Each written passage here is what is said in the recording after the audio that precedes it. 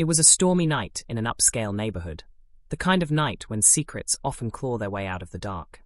Inside a grand mansion, voices rose, sharp and cutting, echoing through the marble halls.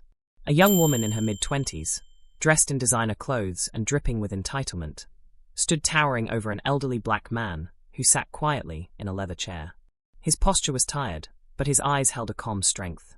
This man wasn't just anyone. He was the man who had raised her, loved her, sacrificed for her, her adoptive father. But tonight, she didn't see a father. She saw someone she was ready to discard like yesterday's trash. "You've done enough, old man," she snapped. "I don't need you anymore. You're not even my real father. From now on, I'm living my own life, without you in it." Her words sliced through the air like knives. The room fell silent except for the steady tick of a gold-plated grandfather clock in the corner. The old man, Mr. Samuel Johnson, looked up slowly. He didn't shout back. He didn't beg. He simply nodded once, stood from his chair, and whispered, "If that's what you want, child, then so be it." And with that, she stormed off, slamming the door behind her. Little did she know, this night, this cruel rejection, would be the night she threw away not just her father, but a future worth $5 million. Years before that stormy night, Samuel Johnson had been nothing more than a hard-working mechanic in a small town. He didn't have much, just calloused hands, an honest smile, and a heart that cared too deeply for those in need. One evening, while walking home from his garage, he noticed a little girl sitting on the curb outside a rundown foster home. She couldn't have been more than 7. Her clothes were torn, her cheeks stained with tears, and her eyes carried a sadness far too heavy for a child. Samuel knelt beside her.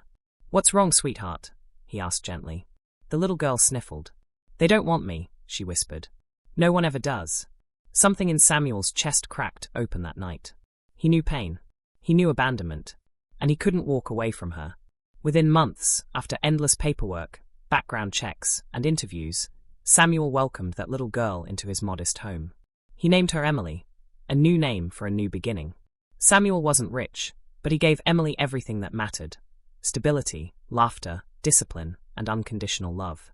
Before diving next, if you love your mom, subscribe. And if you love your dad, hit the like button. Let's see which love wins today. When Emily wanted piano lessons, Samuel worked double shifts at the garage to pay for them. When she wanted to go to summer camp, he sold his beloved old car, his pride and joy, just to afford it. And when she cried herself to sleep, feeling different because she was adopted, Samuel would sit by her bed, hold her hand, and whisper, "You're mine, Emily. Always and forever. Blood doesn't make family. Love does." As years passed, Emily blossomed. She became beautiful, intelligent, and ambitious. Samuel beamed with pride at her every achievement. But there was something Samuel didn't notice. Something dangerous growing inside her. Pride, arrogance, and a hunger for a life far beyond the modest one Samuel had worked so hard to give her. By the time Emily reached her 20s, she began to see Samuel not as a father, but as a burden. She resented the oil stains on his hands, the worn-out clothes he wore, the old pickup truck he drove. Her friends had wealthy parents, grand estates, and endless luxuries. And though Samuel had given her everything he could, in Emily's eyes, it wasn't enough. That ungratefulness festered, until it finally exploded the night she told him to get out of her life. It happened on a night Samuel would never forget. Emily had grown close to a group of wealthy friends, young men and women who spent their evenings sipping champagne, bragging about designer clothes, and mocking anyone who didn't live up to their status. One evening, Emily invited them all over for dinner. Samuel, proud as ever, prepared his best dish: slow-cooked ribs, the same meal Emily used to beg for as a child. He wore his only suit, pressed neatly, though the fabric was a little frayed at the cuffs. His smile was nervous but bright. "This is my daughter," he told Emily's friends, pride radiating from his eyes. But instead of admiration, there were smirks. Whispers. One of Emily's friends even laughed and said under his breath, "Your dad looks like he just came from a gas station." Emily's cheeks flushed, not with love, not with defense, but with shame. She glared at Samuel and snapped, "Why don't you stop embarrassing me? Just go to your room." Samuel's face fell. "Emily, what are you?" But Emily cut him off, her voice sharp, slicing through the laughter of her friends. "You don't get it, do you? I don't need you. I don't want you here. You're not even my real father. Just leave. Please." The table went silent. Samuel stood frozen, his hands trembling, the ribs still steaming in his palms. For the first time in his life, he felt truly unwanted by the one person he had sacrificed everything for. He slowly set the dish down, looked at his daughter, his little girl who once clung to his hand and begged him never to let go, and with a voice barely above a whisper he said, "If that's what you want, Emily, I'll go." Her friends burst into laughter, clinking their glasses, as if the scene was some kind of entertainment. Samuel walked out into the cold night, his old pickup truck waiting faithfully outside. He sat behind the wheel, gripping it tightly as tears blurred his vision. For hours, he didn't drive. He just sat there, remembering every bedtime story, every scraped knee he bandaged, every birthday cake he baked. All of it, thrown away in a single evening. What Emily didn't know, what no one knew, was that Samuel carried a secret. A secret that would soon turn Emily's world upside down. Samuel didn't show up at Emily's apartment the next morning, or the day after that. Days turned into weeks, weeks into months. Emily assumed he was off licking his wounds somewhere, maybe living in his tiny apartment across town. She didn't care.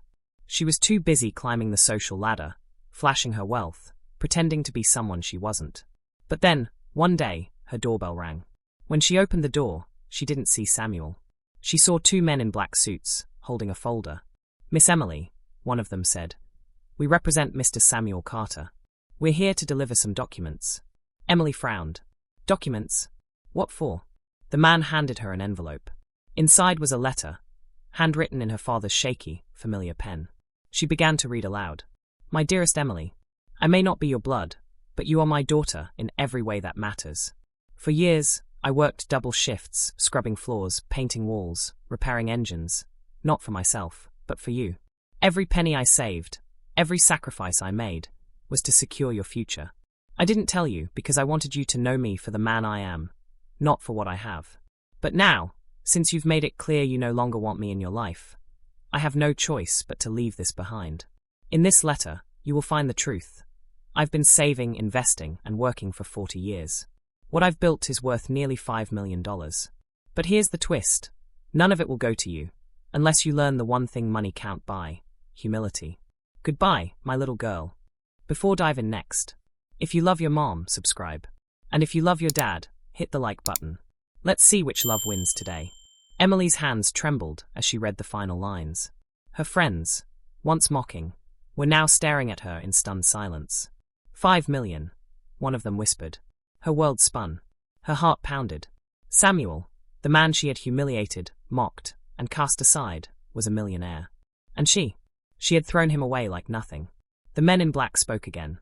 "Miss Emily, Mr. Carter has placed the funds in a trust.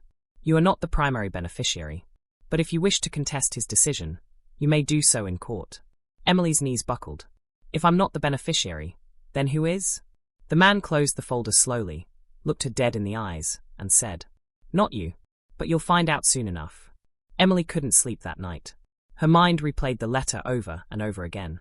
Her adoptive father, Samuel, the man she had mocked for years, the man she had thrown out of her life, had been a millionaire all along. She paced her luxury apartment, staring at her designer clothes, her glittering jewelry, her fake friends lounging around sipping wine. None of it mattered anymore.